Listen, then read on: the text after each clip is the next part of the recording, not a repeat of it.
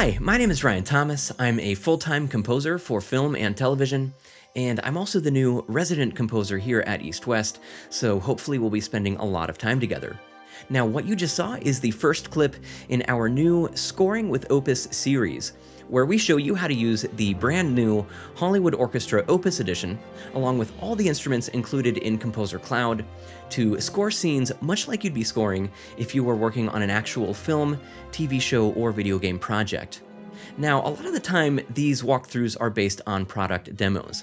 And while I think you can learn a lot about MIDI programming and orchestration in those kinds of walkthroughs, that's about as far as they can take you. A product demo is a standalone piece of music that's designed to be attention-grabbing. It's supposed to show off the full capabilities of a library. But when you're scoring to picture, you have to not only produce something that has a really high production value, but you also have to be sensitive to the visuals and reactive to the sound design. So that's why I'm so stoked to be able to share this series of videos with you, because we get to actually talk about the emotional aspects of scoring to picture. And I really enjoy that, and I hope that you do too. So having said all that, let's just go ahead and dive right in. Now, as you saw in the opening clip, we are dealing with an action scene here. So, of course, there are quite a few different kinds of action scenes that you can score. You've got something like cartoon action, which is going to involve a lot of runs, moving notes, and changing chords, because the soundtrack has to match the visuals. And of course, the visuals in an animated film are going to be very colorful. But then you've got a scene like this that's happening at night, so the colors are, of course, going to be very muted, and it's very serious. You know, there aren't really many comedic elements in this scene. So the music has to reflect that. And you'll notice that there aren't that many changing chords. It's almost somewhat drone-like, but you do still have a lot of ostinato lines and texture changes. So let's go ahead and check out the intro and just break everything down section by section.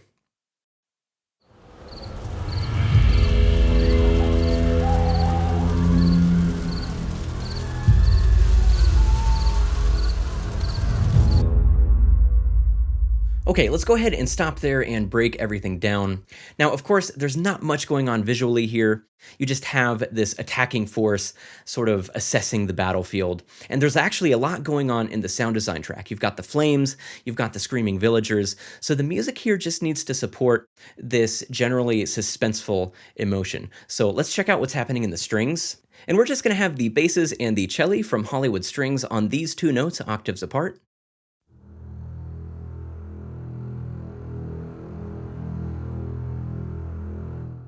Nothing too crazy going on there. Now let's add the orchestral percussion. And we just have this single cymbal swell here that is important in that it's, of course, introducing this section, but it's also carrying over into the first part of this phrase to support that suspenseful emotion.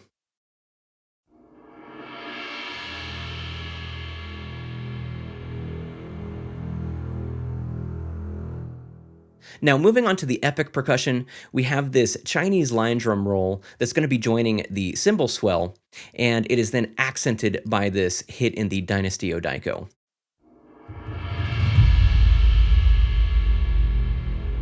Now we have a shake in the DAF.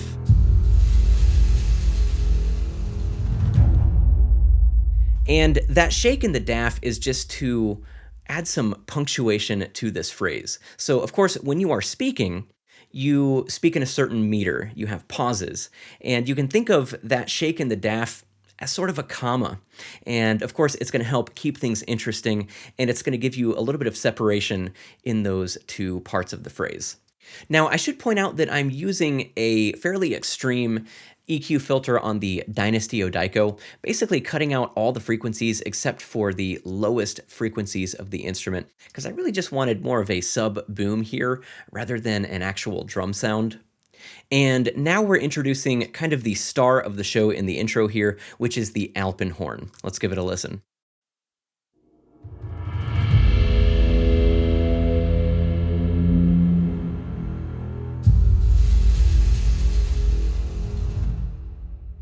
And we're achieving that effect in the alpenhorn with the pitch wheel. We're just giving it that slight bend up.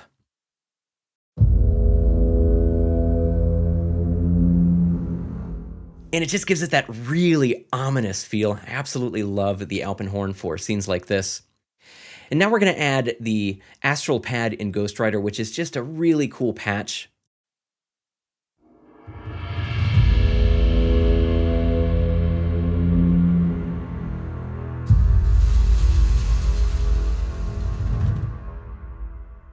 So this is filling some space in a really interesting way, and it's adding some very subtle movement with that little tremolo effect.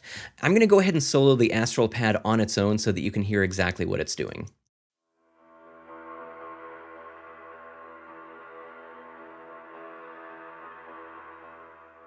Yeah, so again, just a really useful patch here in Ghostwriter. All right, let's check out the next section. And we are introducing movement in the visuals here, so of course we need to have some movement in the music. Let's give it a listen.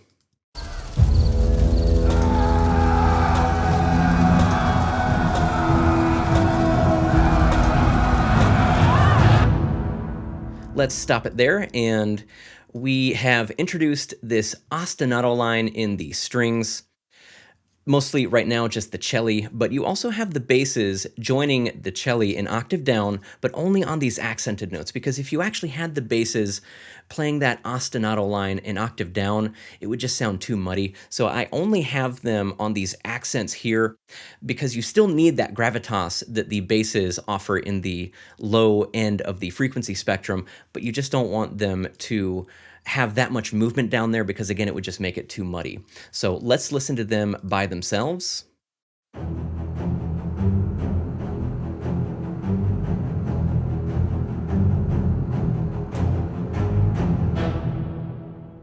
And I should point out that we did have these two notes in the basses and the cello from the previous phrase carrying over into this one, just to add to the atmosphere for the first part of this phrase. Okay, let's move on to the brass, but I'm also going to solo the alpenhorn as well, because the alpenhorn and this French horn effect from symphonic orchestra are actually doing this cool sort of call and response.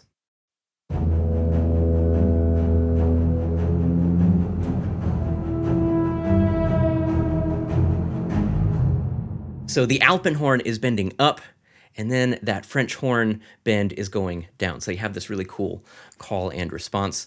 Okay, now let's add our percussion. And we are introducing the percussion groove that you're pretty much going to be hearing through the rest of this piece. And I do want to point out that we are keeping the velocities here very light. Number one, because you need some dynamic space for this piece to be able to build. And number two, because you get a much broader frequency response with those lighter velocity hits in the drums. So let's give it a listen, and then I'll break down each of the percussion instruments that we're using to create this groove.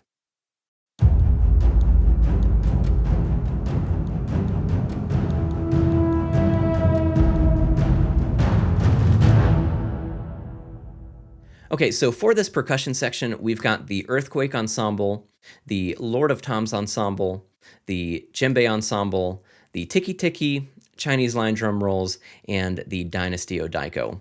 Now, the Lord of Toms Ensemble is from Storm Drum 3. The Djembe Ensemble is actually from Ra, and then all the other instruments here are from Storm Drum 2. Now let's add our world instruments, and we are introducing the duduk as well as the kanun. And the kanun is pretty much going to be reinforcing the string ostinato line, adding a little bit of grit to it, and just helping it to peek through the mix just a little bit more.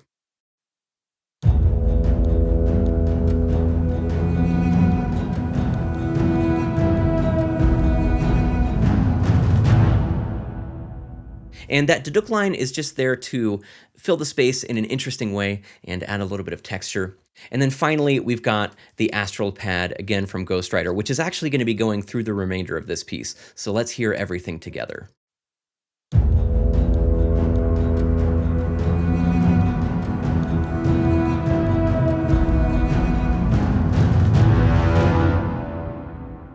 Okay, let's move on to this next section, and let's go ahead and start one bar out for context.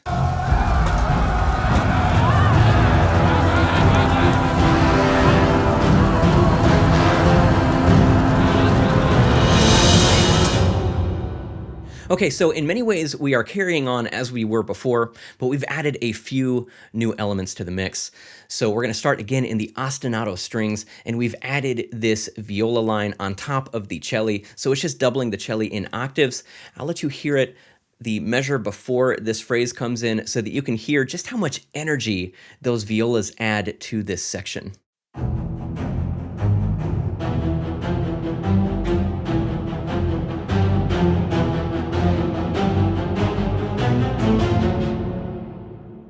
And you can also see how these velocities are increasing as we come to this next phrase.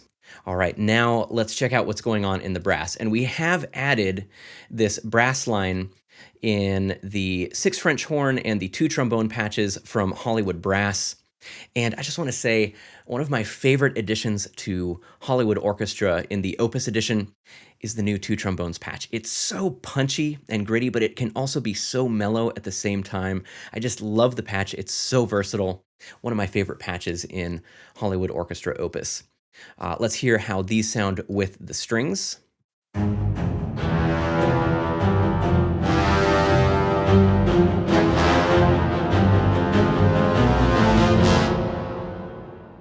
Yeah, again, just so punchy. And I want to point out that the only thing I'm doing key switch-wise here is switching between the sustain articulation and the staccatissimo articulation. That's it. Okay, and moving on, we've got some content in the harp here, but it's just these glisses that are acting as transitional elements, introducing the various phrases. Same thing for the orchestral percussion in this part, so we're not going to worry too much about that.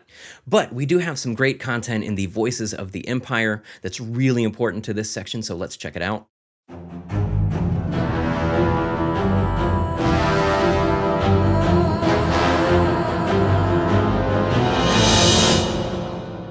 And even just that single note in the Voices of the Empire is going to help this section develop just by virtue of the way that that vibrato evolves on the note. And I am just using the words key switch patch here, and I just kind of find a word that works for the section and I roll with it.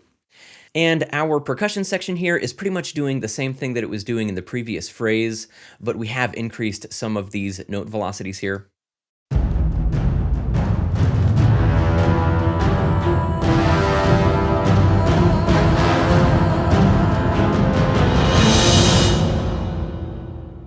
Okay, now let's add our world instruments.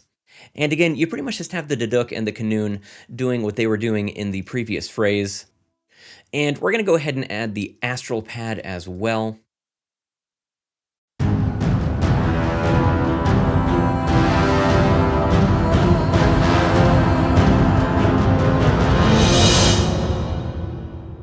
So we're just using the astral pad as this recurring background texture for this piece to support that ominous sort of threatening vibe.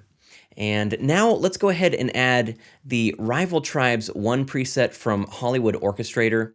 And I just have it on this single note here to help fill things out in this section.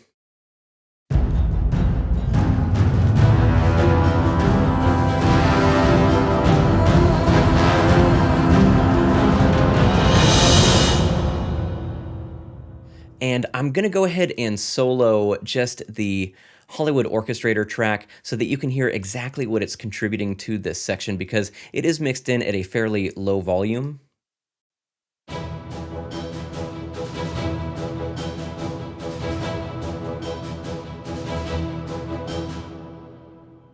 Yeah, so it's adding just a little bit of thickness to this section, and the snare is adding some interesting variation to the percussion as well. And I think Hollywood Orchestrator is ideal in situations like this, where you might just need to fill things out. And I think it's also a really great place to start if you are struggling for inspiration. A lot of these presets are super inspirational, and I just think it's a really powerful tool to have in your toolkit. So let's go ahead and move on to the next section. And here we have the barbarian horde charging into battle. So of course, this is where the music really needs to kind of get going.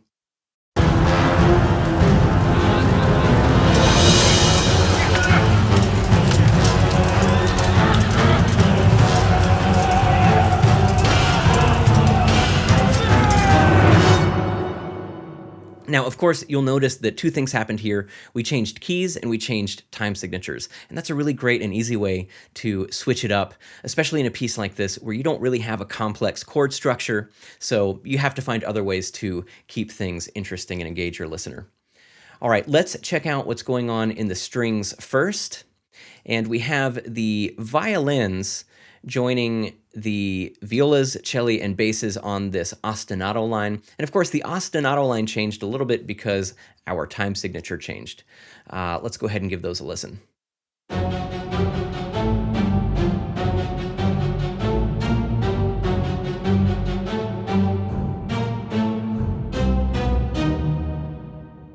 Now, if you'll notice, we moved that ostinato line up from the celli and the violas now to the violas and the violins. And we did that for two reasons. You're adding more energy with those violins being an octave above the violas.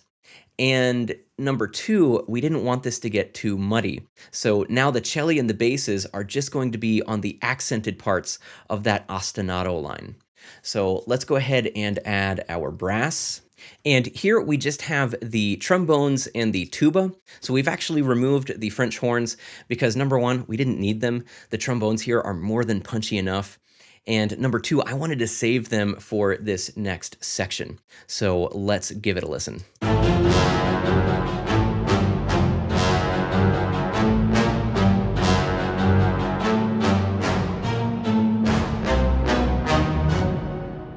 Now for the low brass and string stabs in measures 19 and 20, I did also use the low brass patch in Hollywood Brass just to accent those stabs. They have a lot of grit to them.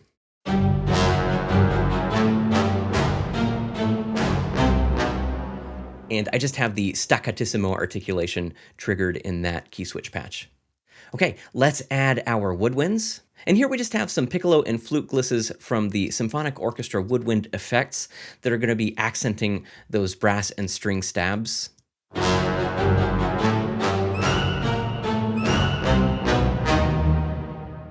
So they just add a little bit of energy to those hits. Now let's add our percussion. And you do have some cymbal crashes that are going to be, again, accenting those brass and string stabs in measures 19 and 20.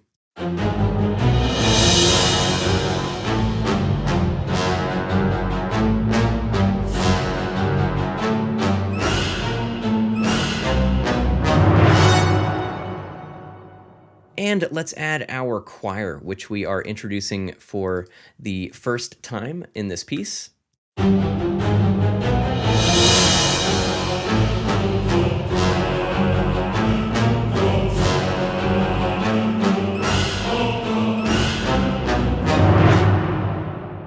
And we're just using the word builder patch here. They're saying da, re, mu, vo, which is something I programmed in that sounded right for this piece. And let's add our percussion. And if you'll notice, we did remove the earthquake ensemble here. And that's just because there's a lot of great low end in that patch that's ideal for the previous sections, but not so much for these next sections that in general are just going to involve a lot more instruments and everything is going to be more intense. So we didn't want it to be muddying up that low end too much.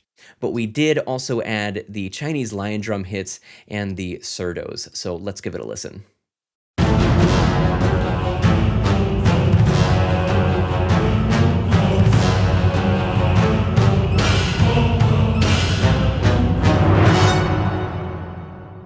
Now let's add our world instruments. And we've added the dulcimer from Goliath as well as a little trill in the ney flute from Silk.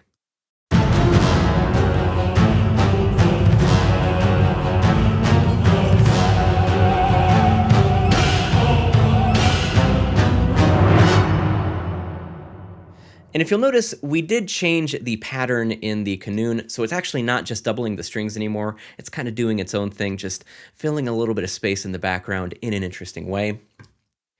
And then finally, we've got the astral pad. So let's listen to everything together.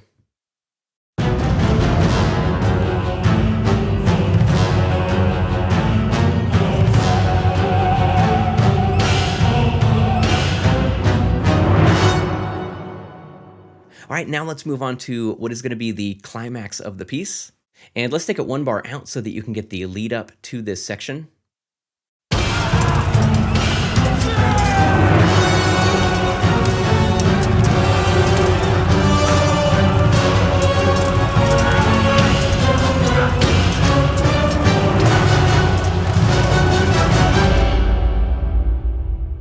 All right, now let's break down what's going on in the strings first. And all we've really done here is just added another violin line an octave above the other one.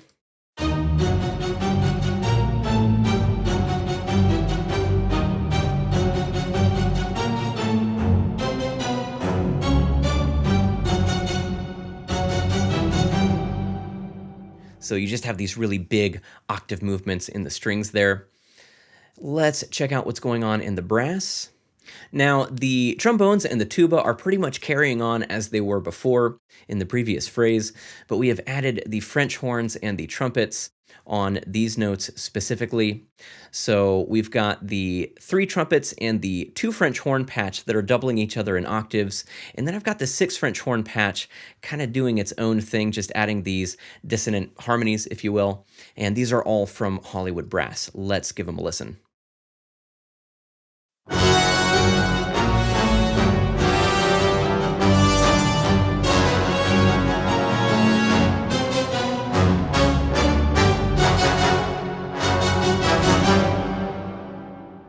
Nothing too crazy going on there. I want to just point out again that all I'm doing is switching between the sustain and the staccatissimo articulations in all the brass patches there.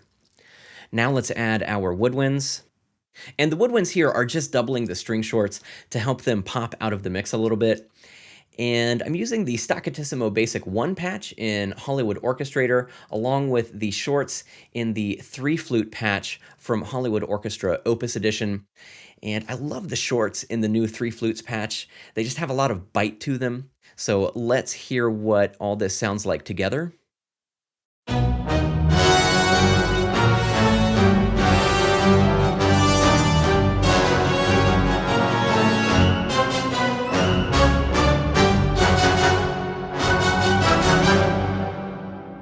Yeah, so it is fairly subtle, but I really do think that the woodwinds help to lift that ostinato line just a little bit. Now let's add our harp, orchestral percussion, and the vocals. And we've now added the women's choir to the mix, so of course they're going to help add energy because those higher range instruments help to add energy to a section. They're going to be singing the same phrase as the men's choir.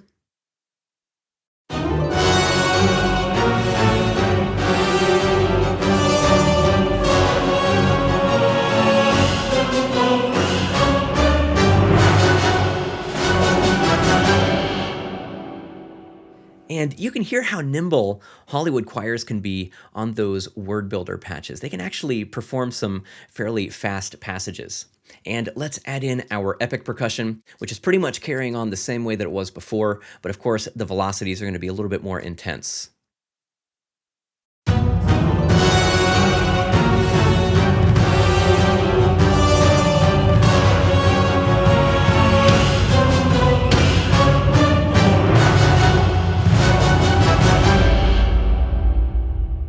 And I do want to point out that the Dragon Ensemble hits are really helping to augment those brass and string stabs there. Also, if you're wondering which instrument is performing those little flams in the percussion section, it's actually the Chinese lion drum hits from Storm Drum 2.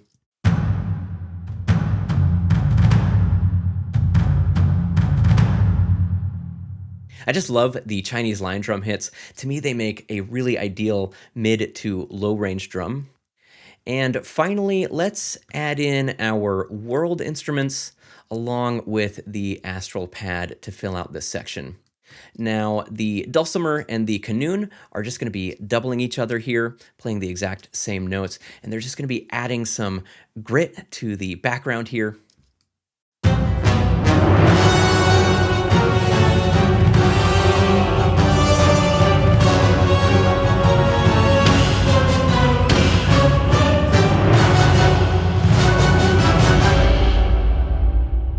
Okay, let's move on to the final section of the piece. Now, in my mind, the story here is that this knight is realizing that his side is losing badly and is retreating to live and fight another day. So I tried to make the music reflect that emotion. And obviously, it's no longer an action scene. So we're just kind of going for a tense ambience here.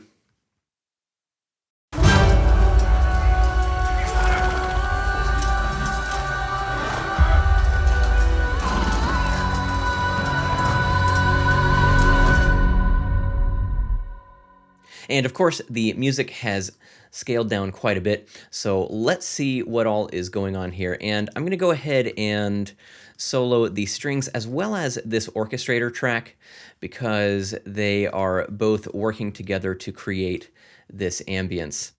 And what I'm doing here in the orchestrator track is using the Elves World preset, but without the harp, because I didn't want any driving rhythmic elements here. I just wanted an ambience. And so when we go over here, we see all the instruments that are playing. It's mostly some strings, including some flautando strings, and it's just a really nice combination. So I queued this patch up and it pretty much just worked instantly. There's also some woodwinds as well. And let's hear how these all work together.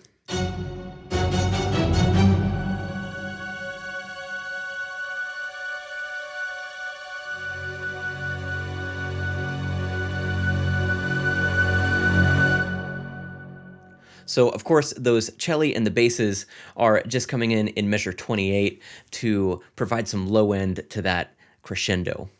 All right, now let's go ahead and see what's happening in our brass. And we just have this solo French horn coming in measure 28.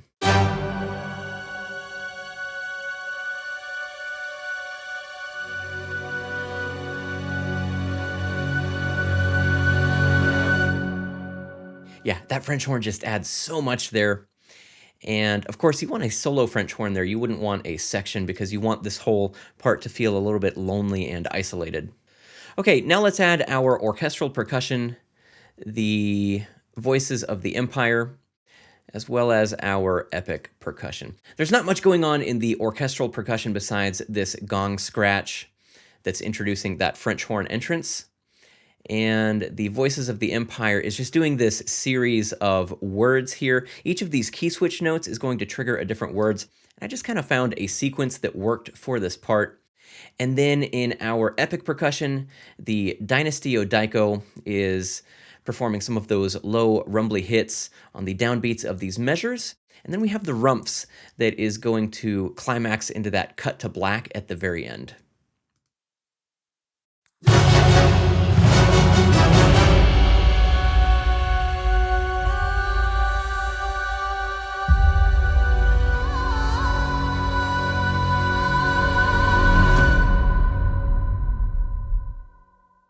All right, and finally, let's add the astral pad and see what it all sounds like together.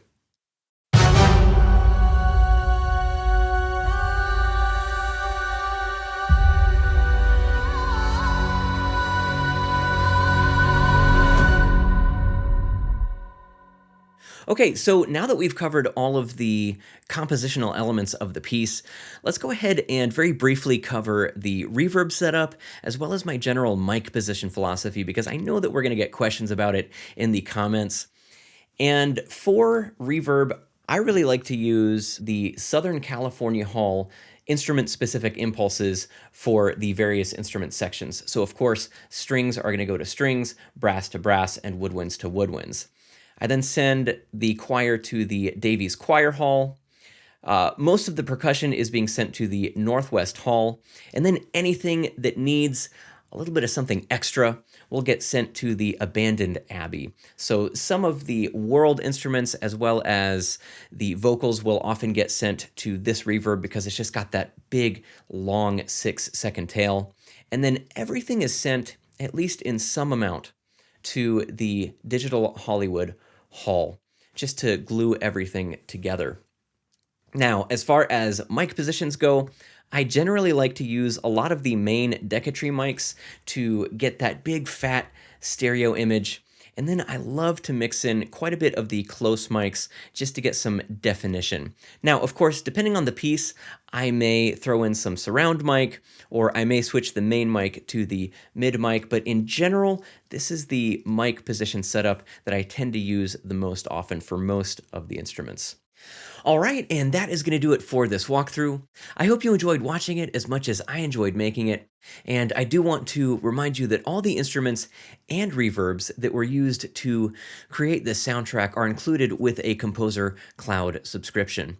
It's an incredibly powerful tool, and it's always been a huge part of my own personal workflow. So I want to thank you so much for watching, and we look forward to seeing you in the next video.